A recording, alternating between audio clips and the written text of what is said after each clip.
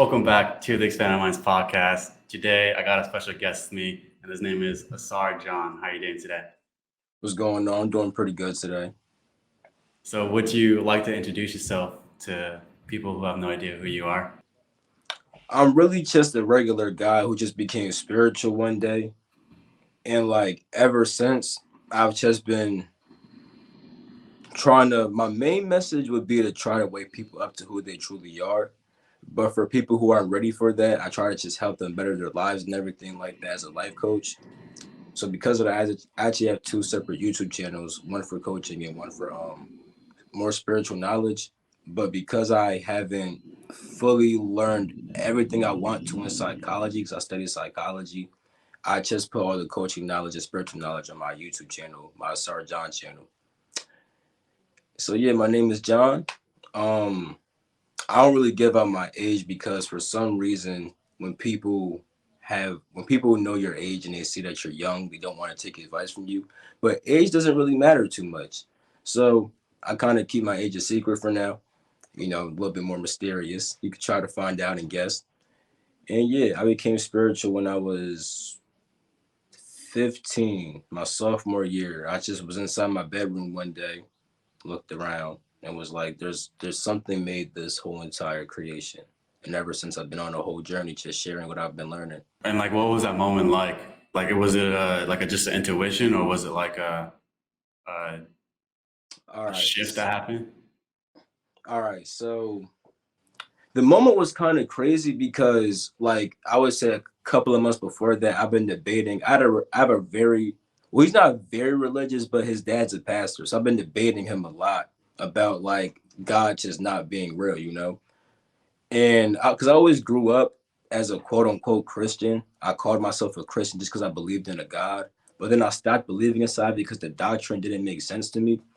So I was just inside my room and I'm just looking at my mirror. And then when I had the thought that some intelligence made this whole entire universe, I literally just got on my knees, looked at my hands, and I'm like, what like I'm just like, okay, well, what does this really imply now? So the next day at school, I asked for a message.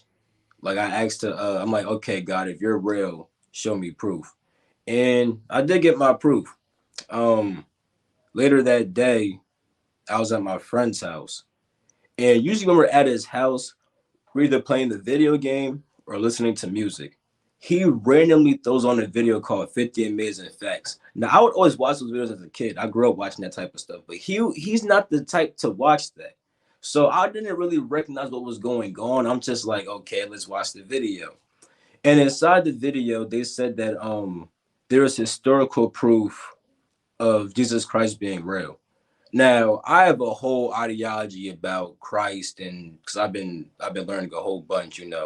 So, but at the time, all I know is the Bible and stuff like that. So when he said that, I'm just like, okay at first, but like an hour goes by, and I'm like, hold up, I definitely just asked for proof. So I'm like, okay, that's not enough. I need one more. I'm like, okay. I'm like, if you're really real, help me find my jacket.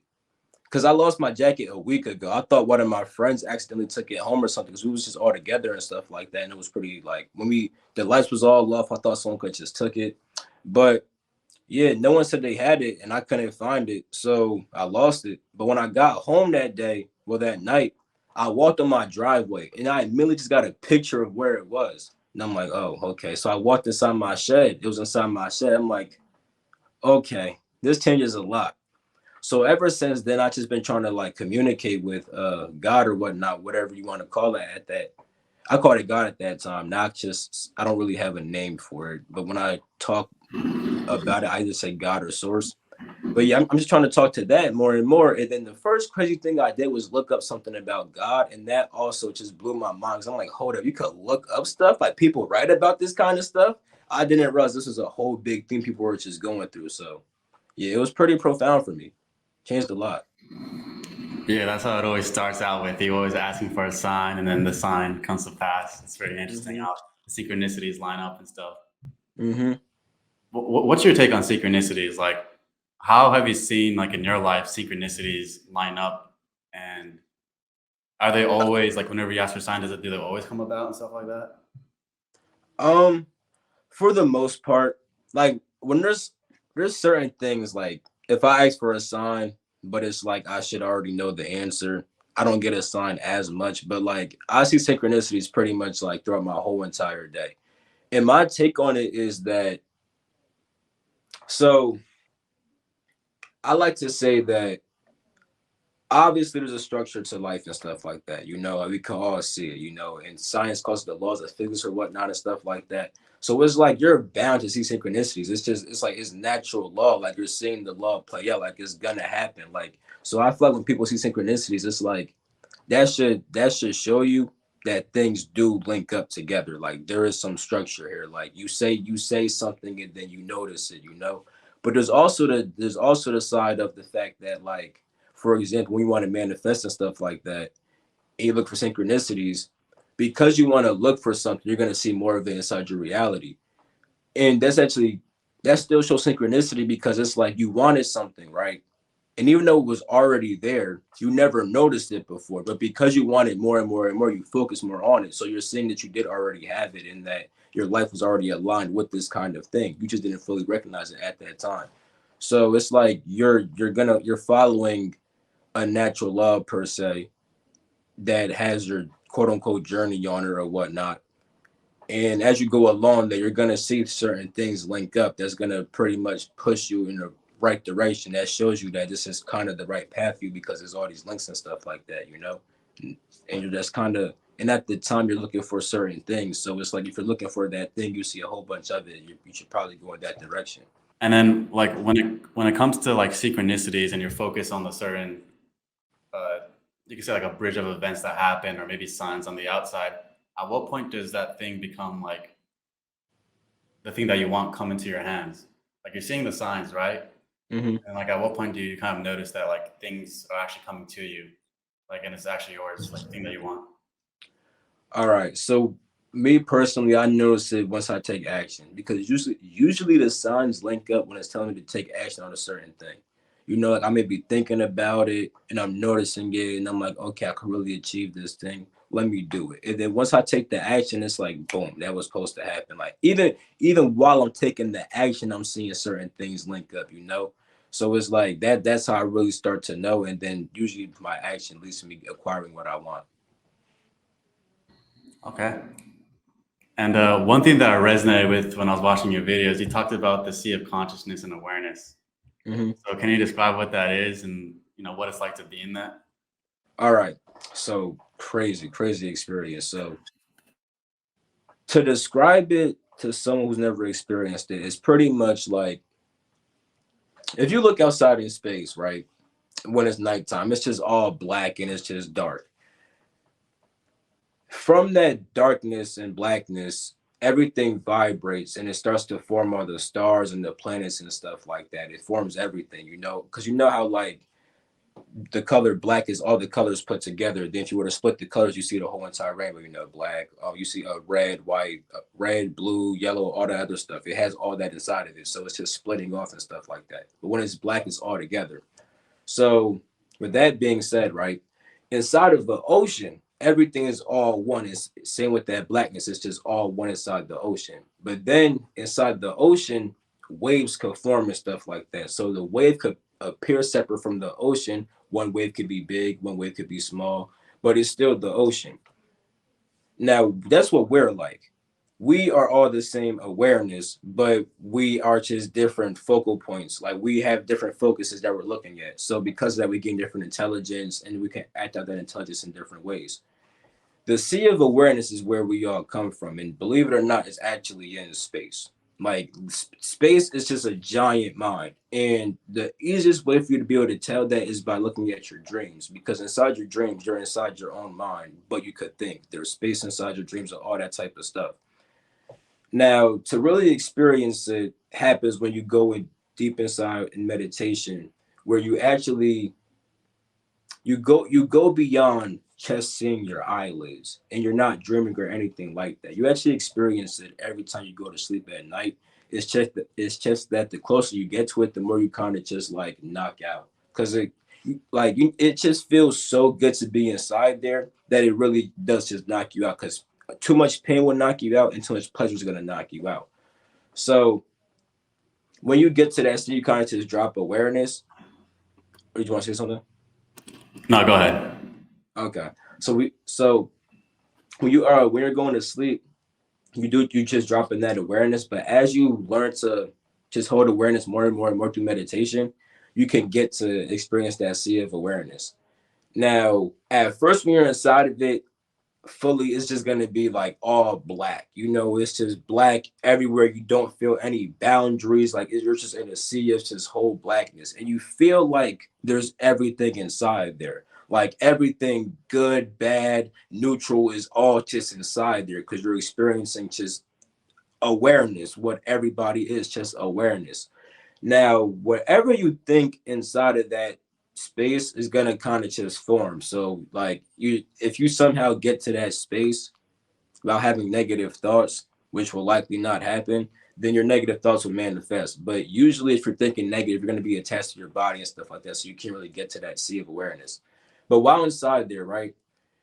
If you can still just calm the mind without thinking anything, then too much stuff doesn't form inside that sea. You kind of just like go beyond the blackness.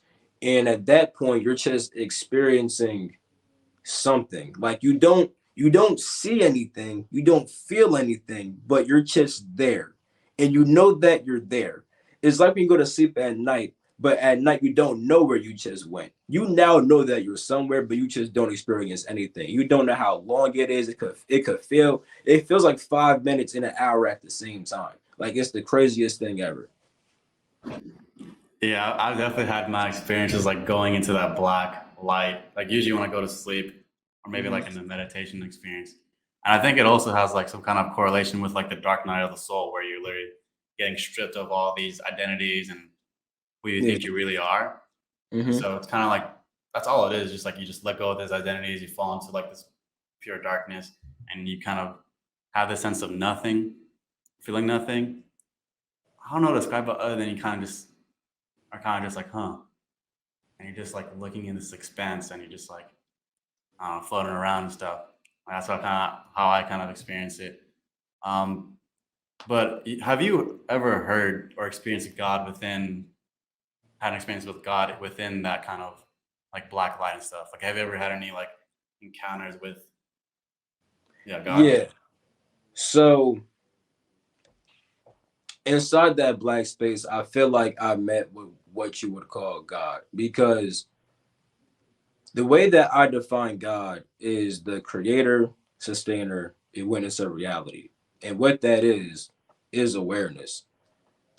So when you when you go when you're inside the black, your awareness looking at something still kind of you're like perceiving yourself as awareness. And then when you go beyond that, you're just awareness, which is why you can't really see anything. You're not really looking at anything, you're just really yourself. But the reason why awareness is the creator, sustainer, and witness is because awareness is always there. That's why they say that God is just always there. Awareness is the ability to perceive. So the ability to perceive was just always there. Now, when it looks at itself, it forms something because now it is looking at itself. So it forms a duality. It's the same when you go to sleep. When you go to sleep, you stop observing things, right? But if you start observing your own thoughts, it starts to form a dream and everything like that. So awareness is what actually makes everything. So when awareness starts to observe itself, it gains intelligence. It gains knowledge that it's actually there. Now, from that intelligence and that knowledge, it gains willpower, the ability to act. If you look up the definition of intelligence, it actually says the ability to know and act.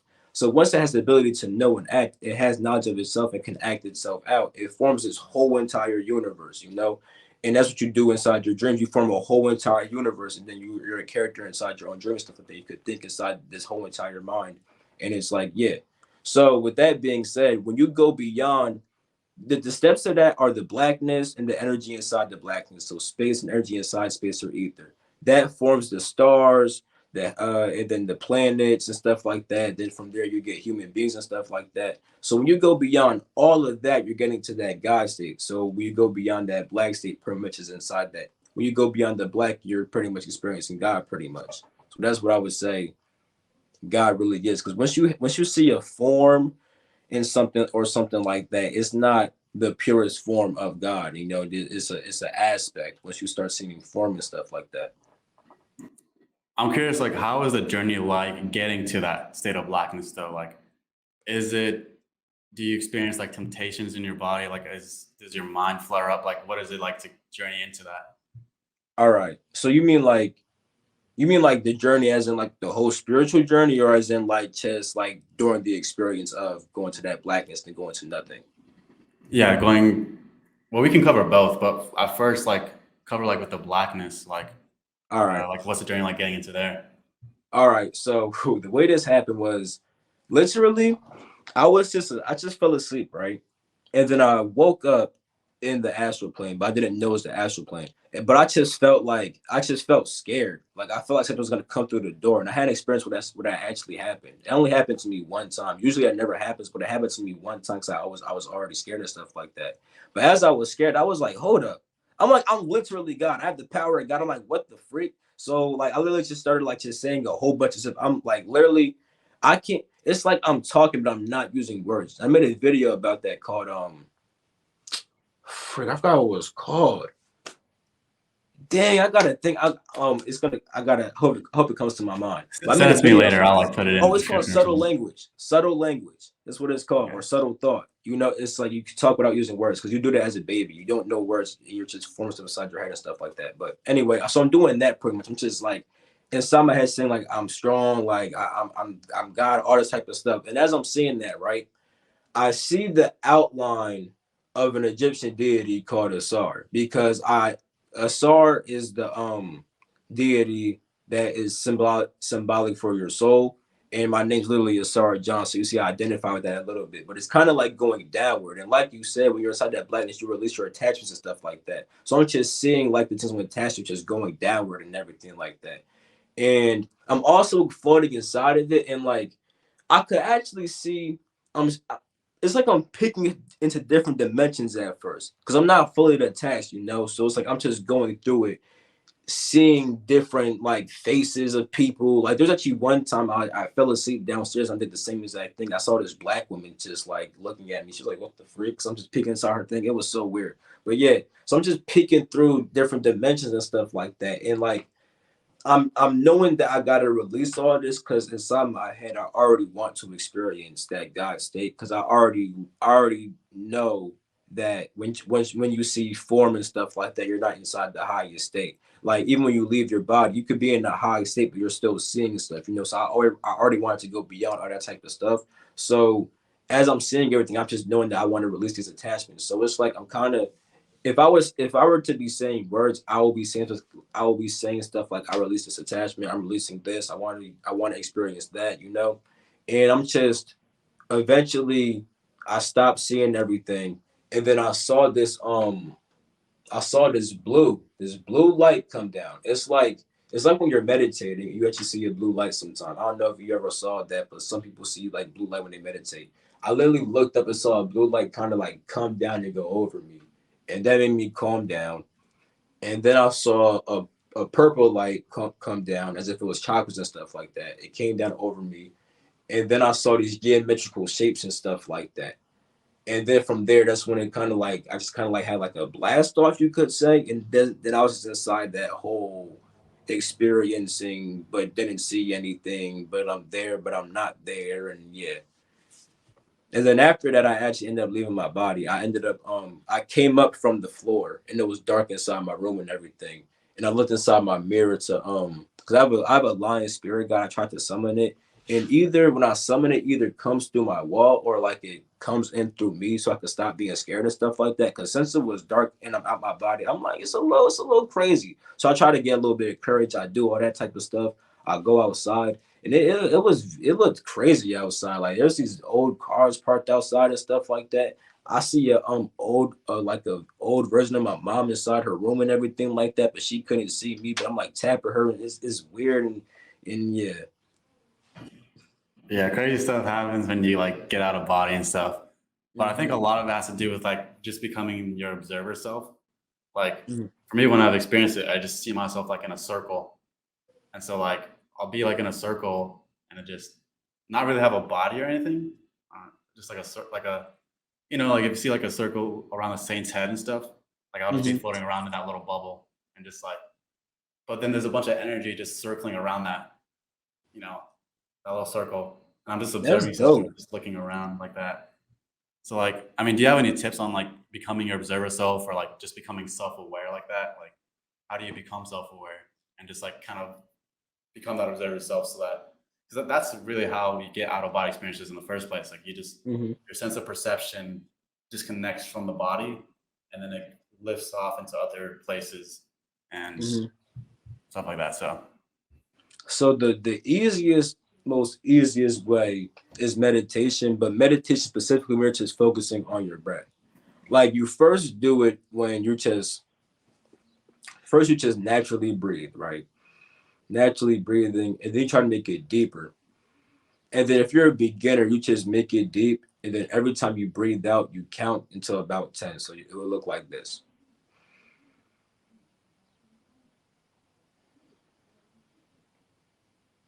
1. Every time you breathe out, you would say 1 inside your head all the way up until 10. And then when that gets kind of like annoying and stuff like that, just focus on chest and breathing and stuff like that. Because at this point, because you try to breathe deep on purpose, when you let go of controlling the breath, you're going to be naturally breathing deep anyway and have some awareness of your breath. Now, as you become aware of your breath, thoughts may creep in. That's cool. Just go back to the breath whenever you notice that. Because what's going to happen is you're going to learn how to just focus on your breath, and then you learn how to focus on just yourself. Because what you need to do is learn how to build focus, and then from focus comes meditation, and from meditation you get transcendental experience, which is becoming your own awareness. So you got to learn how to focus on something to learn how to focus on just yourself, because you aren't an object. You're not like you're not like this. You can't. I could look at this and focus on this, but you literally aren't anything. Like when you leave your body, you could be like you're a circle and stuff like that, because you're so unidentified with the body and stuff like that. You ain't really even form an astral body from the life force energy and stuff like that. But you know, so with all that being said, you can't really even see yourself. You can see yourself as energy and stuff like that, but even that's a certain form. So that's why meditating and focusing on your breath at first, and then naturally going beyond that by just trying to always focus on your breath. You're gonna naturally be led a transcendental experience. And then other things that help from there is like you can like different spiritual systems, like for example Buddhism helps with meditation type of stuff. Hinduism helps along with Egyptian mythology helps because you have different gods and goddesses. So when you focus on the image, it helps you build a certain relationships to it and stuff like that. So you build a certain feeling and mental understanding.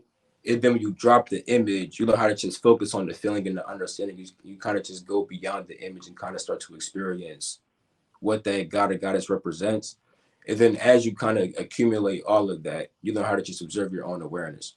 But even just the god Asar literally represents that awareness, because your soul is just a focal point of awareness. So that would help you get in tune with your own awareness, and then climbing the whole entire tree of life, which is a spiritual system on the which is an Egyptian spiritual system. There's a book on it, and I'm gonna make a course on it. But the book, you should look it up, is called the Kemetic Tree of Life by Dr. Muada Ashby.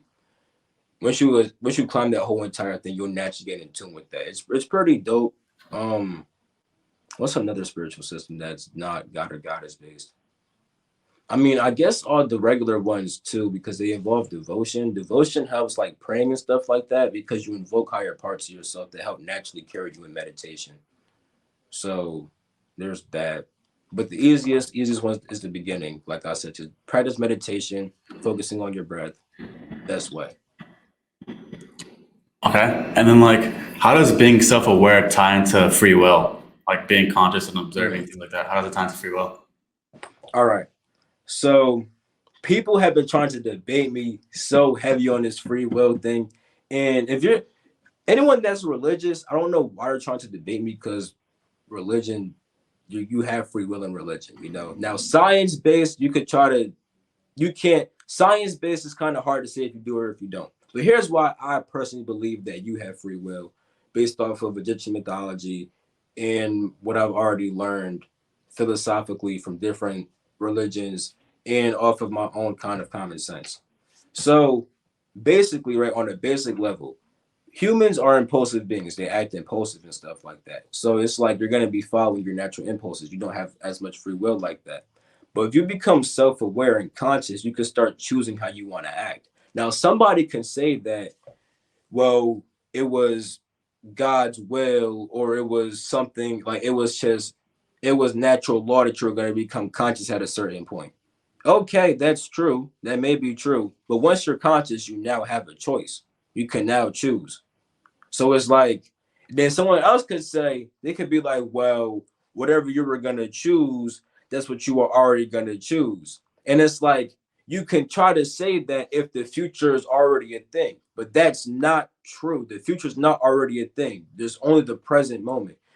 When people see visions of the future, you don't actually see a vision of the future. You're just seeing what's most likely to come into being because everybody else is likely unconscious, so they're going to follow a certain natural law. And you, as a conscious being, could get this vision and disrupt the whole entire thing if you really wanted to. Jesus Christ inside the Bible, right? He got a vision of people gonna betray him and stuff like that, right? He could have said, "Yo, f this," but he knew what was gonna happen for the highest purpose. He was into a natural law also. Everybody else and stuff like that is clearly not that conscious, or else they wouldn't be trying to go against him anyway. So they're going to be following a certain way of acting and stuff like that he could obviously see and predict from this higher mind that he gets the vision from. So because of that, he could see this vision and stuff like that, see what's going to happen, and he could choose to act in a certain way, which he did. He acted in the best way possible at the time and stuff like that. He did what he did. He did his thing, and then yeah, Christianity's a thing now and blah blah blah. If you believe Jesus Christ is an actual person, I'm not going to say what I believe on that, because there's so much implications to that whole to the Bible and stuff like that. So it's like whatever you want to believe, you're probably on the right track if you follow it full force anyway. Because when you believe, if you believe he's a person and you're devoted to him, you're going to be a holy person anyway. If you know the whole mystical stuff behind it with the Christos oil and stuff like, well, the Christos seed with the John oil and stuff like that, and the whole Kundalini awakening and stuff like that, you're on the right path also. So either way, you're going to be becoming a better person. So I'm not going to try to disrupt anybody's belief on that. But yeah, you have free will pretty much based upon how conscious you become, because now you can start to make choices. You could also see how people are going to follow natural law, because things do have a natural law, and you could choose to follow it or choose to break it. Once you have consciousness, you notice it. Yeah, that's damn. That's a lot. Like when I started out, like my belief, because since I grew up Christian, like I used to think there's like a set thing, like God is just gonna do whatever He does, and I'm just gonna have to go along with it. And then Mm-hmm. for me, that perspective started to break because of like when I started meditating, like I felt things become a little bit more lucid, and so like you kind of get more energy in a sense, and then that energy or power you get gives you the ability to actually choose and make decisions um, Mm-hmm. outside of what you used to think before. So it's kind of Yep. like degrees and levels of like being aware of a certain thought, and then you like deconstruct it, you let it go, and then it gives you more space and more like power to choose something different. Whereas if you're stuck and you're bogged down by your thoughts and things like that, your certain thought processes, then like obviously things are gonna go a certain way and you're gonna follow that unconsciously. As if like when you're in a dream, for example, like you just kind of just when you're not in a lucid dream and you're just kind of just dreaming, you kind of just like character, you're not doing anything. Mm-hmm. Just following with the script or whatever. But then when it becomes a lucid dream, you get all this power and all this energy all of a sudden. Like literally, the air becomes magical all around you, and Yeah. then you can just like by your faith and by your belief, you're able to do certain things and to have certain causes and effects on, you know, that That's certain a dream great that the you lucid can. dream example. That's a great example that shows free will right there. Because you can't say a lucid dream is already going to happen a certain way. Like, no. Once you become lucid inside that dream, you just had free will now. That's a great example. Yeah, I want to kind of go back to like the subtle feelings and or subtle thoughts and feelings. Like, Mhm. what exactly is that, and like how did you begin to learn that, and how do you use it within like maybe your everyday life? All right. So let me think about how I began to learn it. Um, okay, I kind of always did it like unknowingly. Because as a kid, I would think about like, how am I like raising my hand? Like how am I really doing this? Like I'm sending a signal inside my arm trying to do that. So like I will always try to feel like the subtleties of like how you like move inside the body. And that translated into my thinking process as I became more spiritual, because I noticed a couple things. Inside the astral plane, it's hard to talk. But when you do the whole subtle thought thing, it gets easier to talk, and I'll explain why as I finish this explanation. I noticed that it's hard to talk in the astral plane. And then two, I noticed that my words would make me feel a certain way.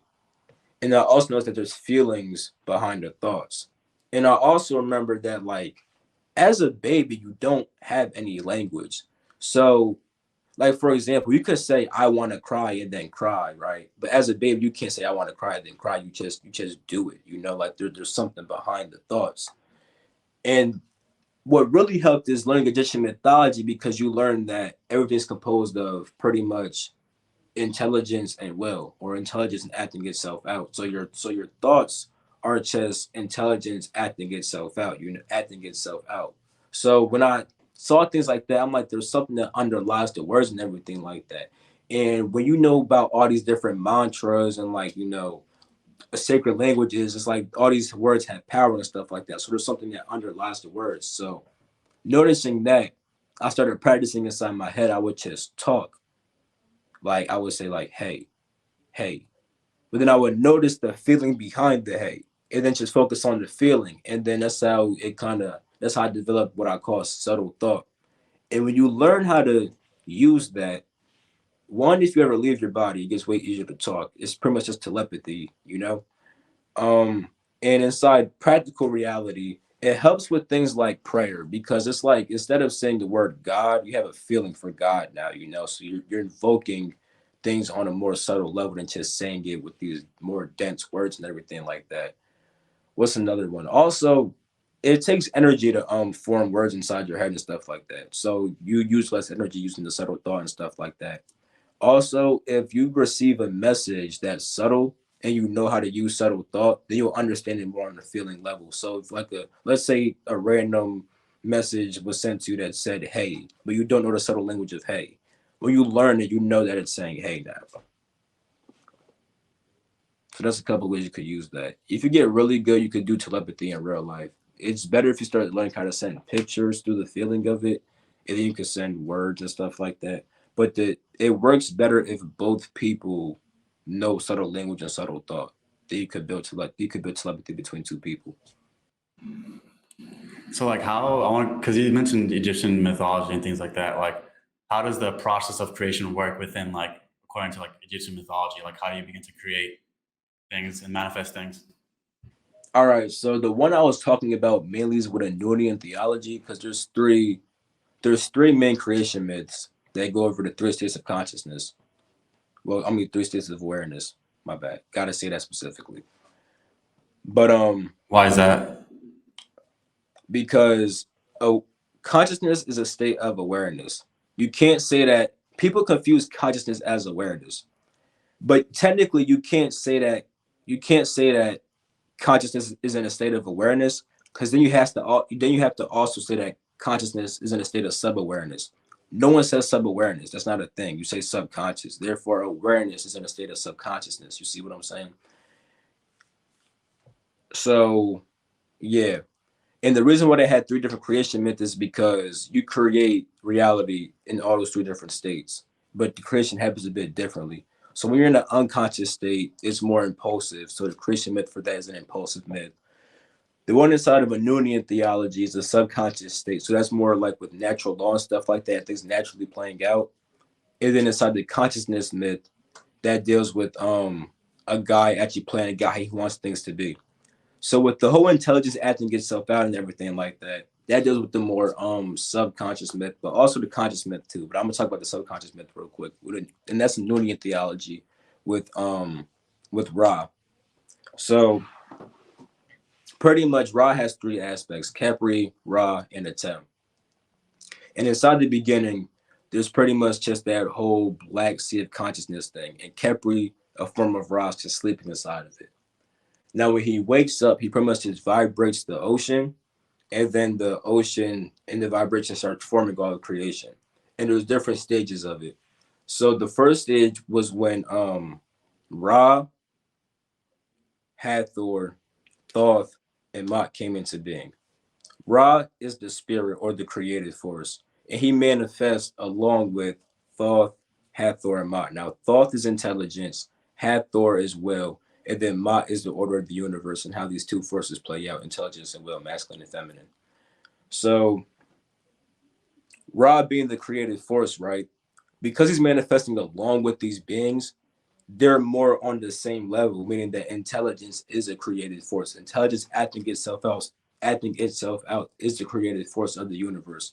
So when that happens, the next stage is the whole it's ether and then life force. So space and the energy inside of space. Then you have and that's Shu and Tefnut. Then you have Geb and Nut, Earth and the heavens. Then you have Asar and the Set, the soul and the intuitive mind of the soul. Then you have Set and Nebathet, the character, body, ego person, and then the awareness of that also. So that whole manifestation of reality, intelligence forming into space and the energy inside of space, and it forms into the heavens and the earth. That's the whole tree of life thing, and that's how you learn about how you come into physical being and stuff like that from pretty much beginning as intelligence, literally. And you reverse the process by learning about the different deities and stuff like that, learning about their principles, transcending them and stuff like that. But that myth with intelligence also deals with consciousness, because inside the consciousness myth with Ptah, it says that Ptah conceived inside his heart what he wanted to create and then used his will to enact it out. And then when he used his will, he got a god named Temu to do everything for him. Now Temu or a Tem, or what the word atom comes from, Atem is actually a form of Ra. So Ra has a creation myth, and inside of Ptah's creation myth, Atem is inside there. So it's saying that pretty much when consciousness is present, it uses the creative force or intelligence to create. So when you're conscious, you use your own intelligence to create. But when you're inside the subconscious state, intelligence creates according to natural law and according to Mott per se. And that's pretty much saying how when you are when you're in a subconscious state, right, you're more impulsive and your intellect thinks way more, because the reason you think is because you're trying to find things out. When you already know things, you stop thinking. You start saying, I want to do this, and you start acting out. You have consciousness and the ability to have free will and choose what you want to do. So that's how intelligence plays out with the creation myths inside of Egyptian mythology and stuff like that. So like where do you start in terms of like being able to create? Do you access your creative force first? Like how do you know like that is operating within you like efficiently? Does that make sense? um so how do you know when you're going to be able to create something? Yes, like how so like if I'm say for example I'm trying to create, I mean business is something practical, right? Hmm. Like how do I then begin to access my creative force, and then like how do you begin to tap into these things, you know, like, and how do I know like maybe there's like too much subconsciousness and not enough creative force? Like how do you begin to sense like how this system works out? Like how do you get a feel for it, you know? All right, so the best way to begin with that whole creation process is actually with knowledge, because you can't act out certain things if you don't know anything about what you're doing. Like if you want to play basketball, right, you can't do all these crazy moves if you don't know how to play the sport, you know. So you have to learn certain things first. You have to gain knowledge. Now once you gain knowledge, in order to transcend the whole being intellectual inside your head thinking too much, you have to learn how to like become more receptive. This is when this is when meditation helps and stuff like that. And the reason why is because intuition is when you're receiving thoughts. You use your intellect to create thoughts. Creativity is done more with intuition and emotion and feeling and stuff like that. But you still need the knowledge so that way intuition can form. Because what happens is as you learn things, it goes inside your unconscious mind. And things get like structured and formed inside there. All these ideas and stuff like that get there. So when you learn how to just stop the mind from thinking, and really you don't actually stop thinking. You just stop observing the thinking process. You do that by observing your own awareness, that whole meditation thing and stuff like that. So meditation really helps with that. because you're never going to be able to stop thinking. Your intellect is always thinking, trying to find something out. But you can stop looking at it though and look at something else. And then when you're inside that state, you just naturally receive things that want to come up anyway. Or you could also ask yourself questions in meditation. That's also really easy too. Like when you're meditating, ask a question and just let things flow through. Don't think a thought, just let the thought come through. That's so deep. That's pretty deep. Holy crap. So, what's the power of Thoth and like how, or sorry, I have trouble enunciating that, whatever, but how do you obtain the power of Thoth and then, or what is it first off? All right. So pretty much the power of thought would be the ability to use your intelligence to its fullest force. But that, like when you say that, right, people may not realize how crazy that really is. But it really is though, because intelligence literally creates your whole entire body. Atoms are intelligent. Like literally, intelligence creates everything. So to obtain the power, right, you start off at the Anubis stage. The Anubis stage is pretty much your instinctual knowing of what's right. Because deep down inside, you know what's right for you, you know what's wrong with you on an instinctual level. But people can often shut that off from themselves. So therefore, you shut off what you already know is you shut off what you know to be correct. Pretty much, that's what you do when you get rid of that impulsive right knowing that you have. So the first stage is to purify your Anubis state. And you do this by one, you learn what is right and wrong, and then two, you try to literally act like a righteous person. And one way to help is to devote yourself to Anubis. So you would read a myth about Anubis, relate to Anubis. You could do like a prayer to Anubis or something like that.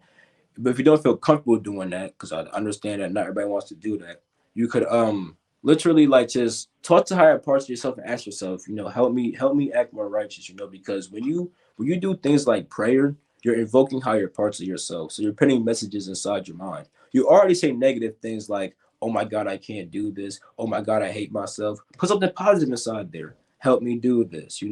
I'm gonna try to be more righteous. You might as well try it. So as you learn how to follow your natural impulse to follow of what's right and what's wrong, you get to the actual thought stage. But this is the first stage of thought, pretty much. This is when you actually gain true intelligence. So you already been learning what's right and wrong and stuff like that, right? You got to keep on educating yourself, though. You feel me? But you transcend this thought stage by getting to Sa, which is intelligence powered with feeling. So pretty much, right? You could read a whole bunch of things, but how do you know if it's actually correct though? Because you could be reading a whole bunch of false things. So with that being said, right, you have to know on a feeling level if something is really right. Now we already purified the instincts inside the Anubis stage because you already been doing the right thing for yourself, which would look like what it could look like you stop lying, you start eating healthier because you know the food's bad for you. It could be like you stop doing other impulsive things. Like let's say you have a drug habit, you stop the drug habit. Let's say you have another habit like too much, you stop doing that as much and stuff like that. You feel what I'm saying? So, now that you've done that, and you're also learning more and stuff like that, what you do is after you learn, sit down and meditate on what you've learned. So instead of focusing on chest to breath, think about what you just read and what that means to you, and if it really feels right to you. You're gonna start actually going beyond the knowledge. It's like you're literally like it's like that whole subtle language thing. It's like you have all the thoughts inside of here now, but you're going beyond. Like you're seeing what's underlying the thoughts and the words, and if it feels right to you and stuff like that. So from there, you start to develop saw and stuff like that. You start learning how to feel information. Literally, you get to the point where you could look at the cover of a book and say, "I probably know what this book is about," and it'll be accurate. Now, granted, probably still read the book because the books be crazy. I ain't gonna lie. If you like reading, bro, you still read the book. So, um, yeah, you start learning how to feel information, and then from there you build intuition. This is when you just know how to just receive messages now. You know if it's right or wrong because many times throughout the day you receive a thought, but some of your thoughts may be good, some may be bad. So you just know which ones to follow off the feeling. You already intellectually know what's right or wrong. You instinctually know what's right or wrong, and you can feel information. So when things come, you just get an intuition of, yeah, I know what to do and stuff like that. And then because you always follow this right path, you use your intuition to always just pretty much know what to do. You eventually get to Un Ren Ra, or the name of Ra, or the name of the spirit, or the name of God. pretty much it just means that you become one with God. And they say it's the name of God because when you name something, you know what it is. If I say, hey John, you know that I'm John. You feel me? So you know something about me. That's what's in the name of God. You experience pretty much becoming one with God because you always follow that righteous path or whatnot. And then you would have the full power of Thoth, which is the ability to control your intelligence. And once you can control your intelligence, you have full ability to create within inside this world because everything comes from intelligence. Like atoms, right? The reason why atoms are intelligent is, and you can see it, is because when hydrogen and oxygen come together, right? They know that they're bonding. Like they're not saying, "Hey, what's up, hydrogen? Let's bond." But they can sense that they're around each other and they do a certain kind of bond. You know, like there's ionic bonds, covalent bonds, hydrogen bonds. They do a certain kind of bond. They don't just do a random ionic bond. You see what I'm saying? You so they bond a certain kind of way, like they have intelligence and they know how to follow in a certain kind of way. Now, because they aren't conscious of, they don't know that they're bonding. They don't have free will like that. But you as a human can become more and more and more conscious, and that's pretty much all that getting the power of thought is doing. You just become more conscious, mainly through your intellect, though, because thought deals with intelligence, so it's more of your intellectual masculine side. You know, if you wanted to be more on the feminine side, you would do Hathor. You know, that's purifying your willpower. So you would purify your emotion more and stuff like that, and that helps you gain consciousness also. And pretty much because you have knowledge of what's right and wrong and knowledge of yourself, you can now control yourself.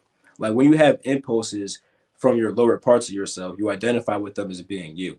When you know yourself as being one with God or that higher part of yourself and stuff like that, you're in tune with your higher impulses. So you can now choose to follow the higher impulse. If a lower thought comes through, you can choose to say, I don't want to do that. Let me do this other thing. And now you have more consciousness. You have more control over your willpower now from your intelligence of who you really are. And also you get control over your life force too, because as you meditate, right, this deals with the more, I would say, a set going to Un Ren Ra stage. You can meditate and feel energy inside your body and stuff like that. And when you move this awareness up your body and stuff, you start to think differently. They say you're composed of many different spirits because a spirit is just intelligence, you know. Ra is the spirit and manifests with thought, the half or intelligence and will. So a spirit is just intelligence, and there's intelligence all throughout your body. You have intelligence inside your heart, inside your gut, inside your brain. That's where the chakras come from, the different points of awareness and intelligences. So you could move up the body and stuff like that, and you'll start to think and perceive life differently and everything like that. And you start doing that off of pretty much your intelligence. You can start knowing and feeling these things inside your body and stuff like that. So you literally get control of your life force, also how to move it up and stuff like that, and be able to pretty much inside the whole Christian mythology and stuff like that. You feel me? They actually talk about this. You could become pretty much Christ. You become anointed, or you pretty much you raise this combination of your seed and this oil produced from your brain. You raise it up the whole entire body, and it helps you pretty much think better, you feel better, and you have more consciousness overall to perceive life and choose how you want to act in a better way. Have you had any like insights when like your centers start to open up? Like, do you get any like information? Like, maybe your third eye opens up. Have you had any like intuitions or insights when that happens? All right, so I've had some crazy experiences where like there's this one time, right, where I was literally just I was just sitting down and like my body felt a certain way inside my gut. And I was just like I had to breathe a certain way.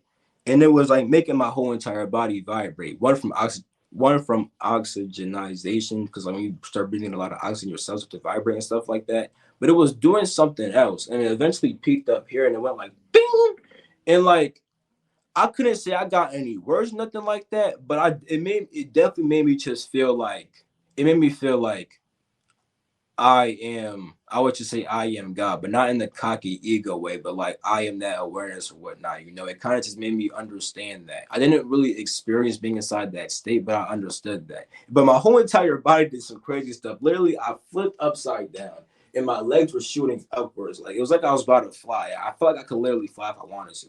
And then like my knees just started uncontrollably banging on it started uncontrollably banging on the floor and stuff like that, because like all this vibration, it was just doing a whole bunch of crazy stuff. It looked wild. My friend was right next to me like, what the frick is going on with you? Like, yeah, it was crazy. So I've had that. I've had heart chakra experiences where like my heart like it's just bursting open. I just start crying and stuff like that. I just feel so lovely. I'm just like I love everything. Like, oh my God. Um, and I also had a solar plexus when that happened, I just felt the drive to do everything. And I knew exactly what I wanted to do. I'm like, I gotta look this up, gotta write this down, I gotta do this, and that. That I also had that one. So and I think those are all the ones. The one that was up here inside my head, the one inside my heart, and the one inside my solar plexus. So I saw you you interviewed or talked to like Ryan Cropper and then Mhm. young Pharaoh.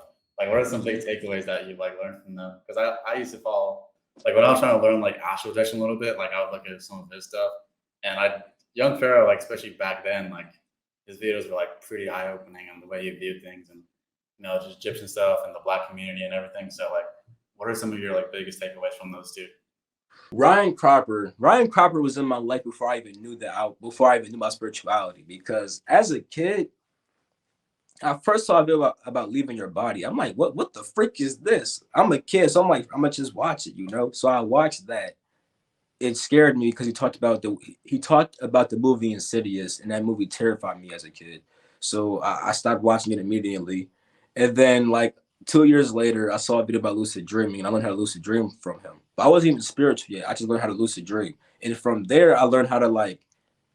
I didn't know it at the time, but I was pretty much getting more awareness of myself and different parts of myself. So I learned that from him. And then when I actually became spiritual, his videos taught me how to leave my body. If it wasn't for him, I probably would have never left my body, especially because bro, like there was this one method that he had, bro. Literally, bro, I knew it was good because, bro, I was high.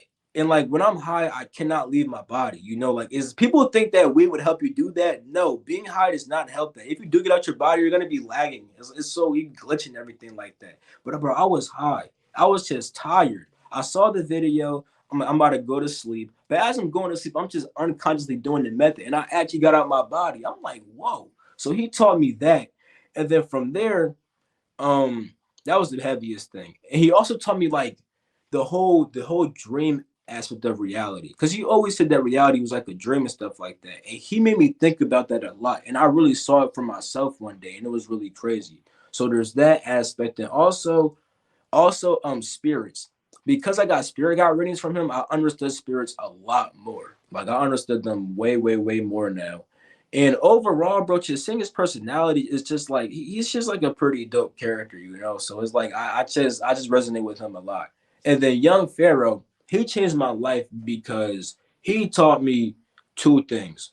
One, that black people is not like I always figured that black people was not just dumb and that we're smarter than we like to think, but he was an actual smart, successful black man. So it's someone to look up to, you know. And then two, he taught me to read a book. Like bro, I hated reading.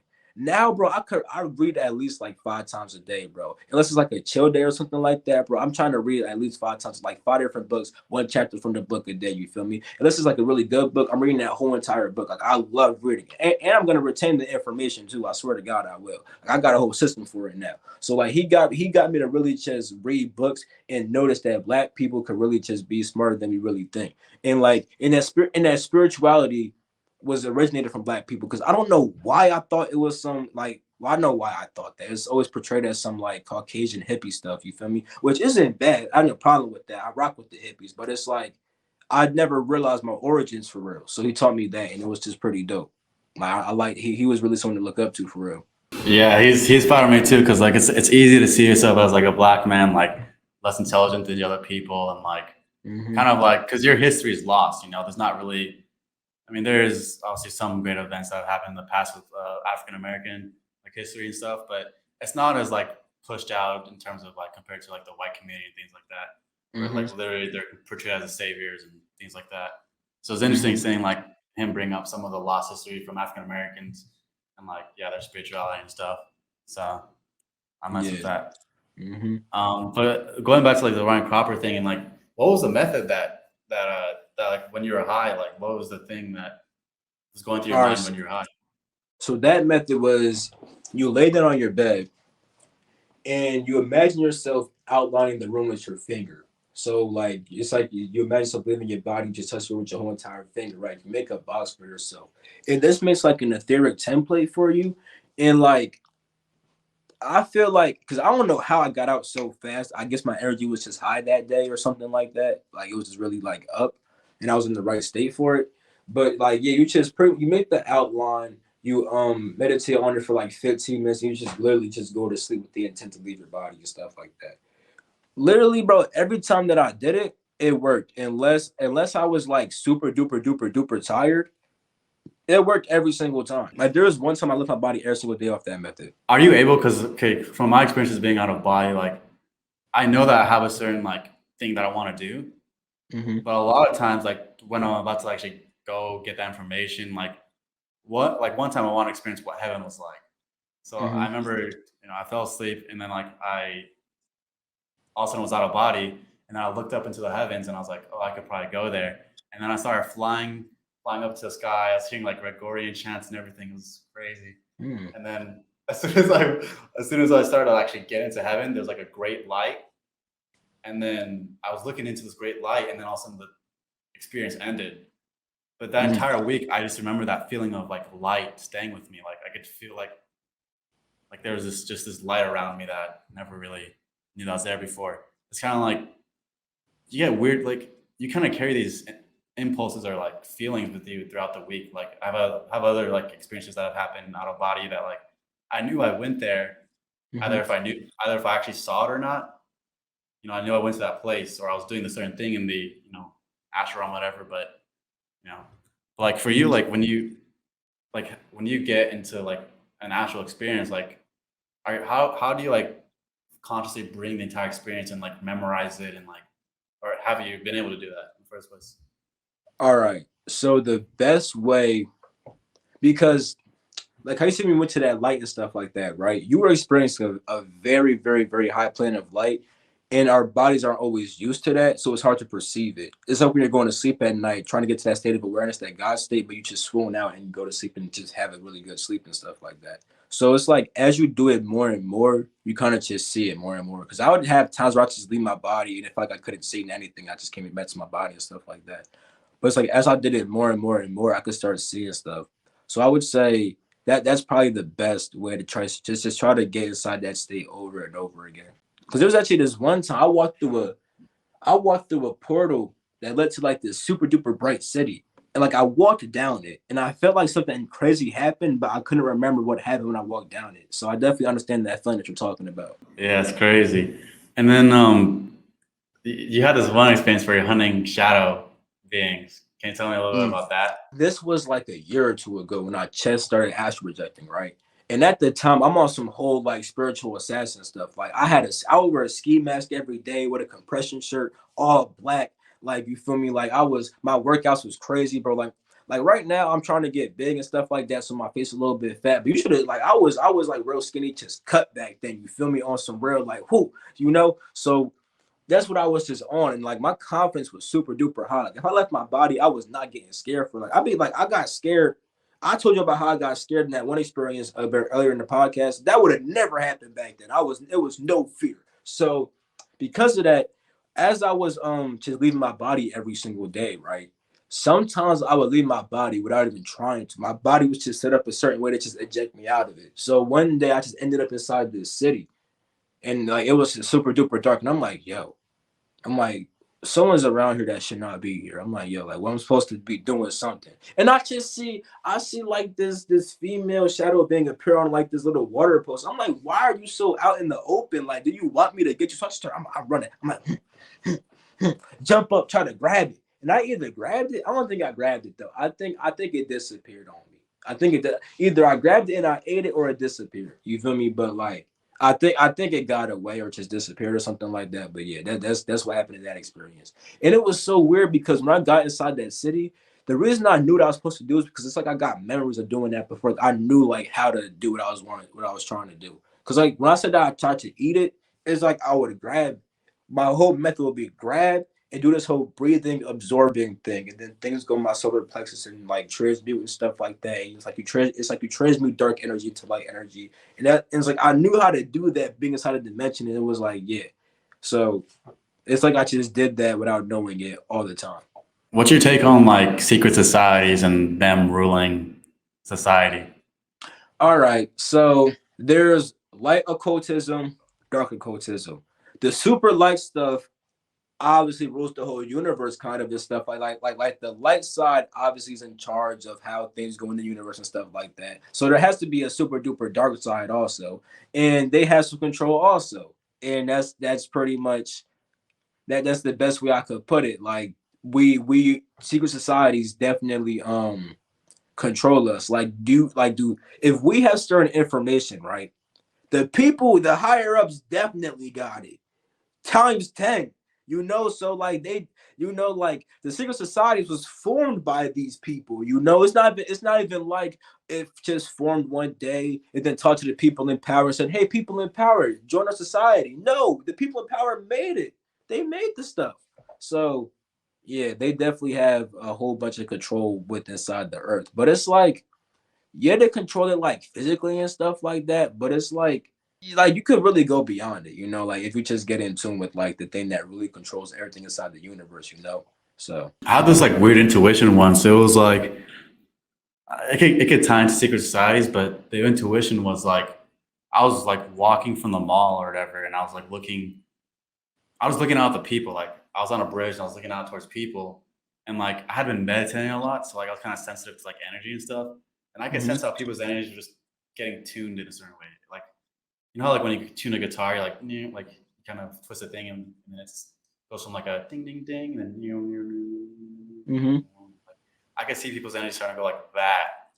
And I was watching this like kind of happen. And I was like, that's freaking weird. Like it was just a weird feeling. Like I can really put that into words, but I wouldn't be surprised if secret societies know how to like mentally kind of get people's energy and like mental bodies and tune them like put it in a certain Oh, like dark oh yeah, energy for and like sure. make people feel more down or more like suppressed like that.